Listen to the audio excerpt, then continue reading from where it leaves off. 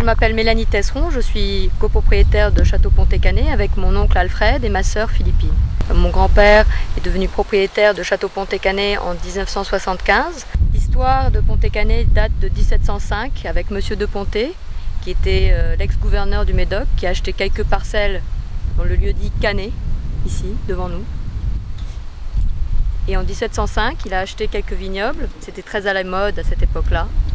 Il a décidé dans 1757 d'acheter aussi la maison Canet, qui est la toute petite maison que vous voyez, enfin toute petite, elle est assez grande pour certains, en tout cas pour moi.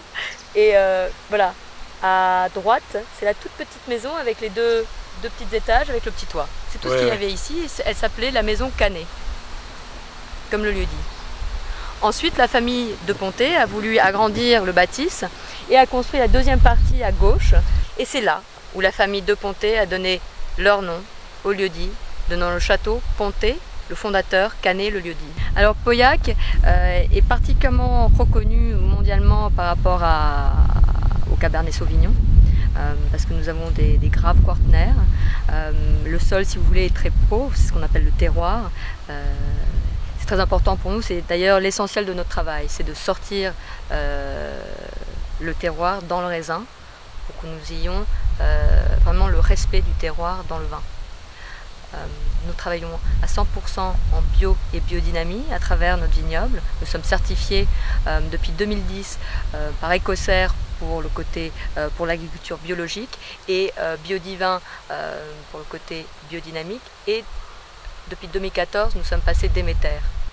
Moi, quand je suis arrivée ici il y a 11 ans pour travailler avec mon oncle Alfred, la première chose qu'il m'a dit, c'est qu'il a toujours eu une ambition de faire un grand vin aussi grand que les premiers grands crus autour de nous. Et ça a toujours été son ambition. Quand il se lève, il ouvre un œil, c'est Pontet, et l'autre, c'est Canet. Voilà. Et il travaille, ma famille travaille depuis très longtemps avec Jean-Michel Combes, notre régisseur, depuis 89.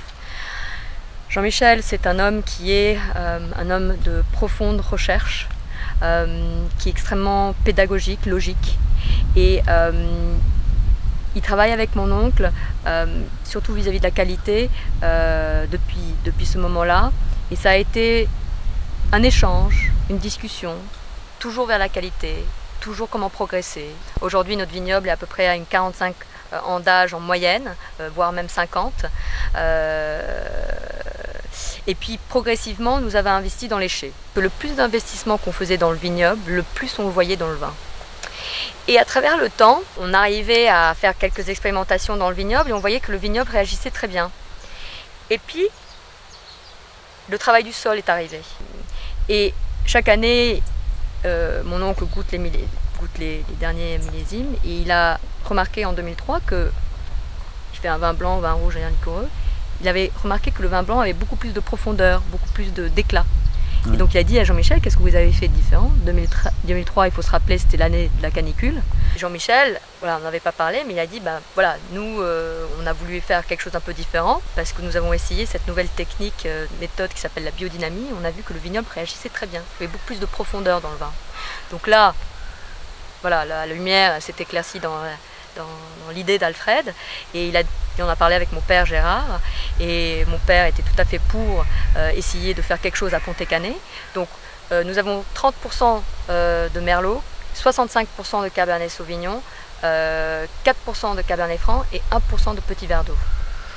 Nous avons décidé de faire le test de biodynamie sur les Merlots, parce que les Merlots, c'est une variété qui réagit beaucoup plus vite, qui mûrit plus vite, qui est plus sensible.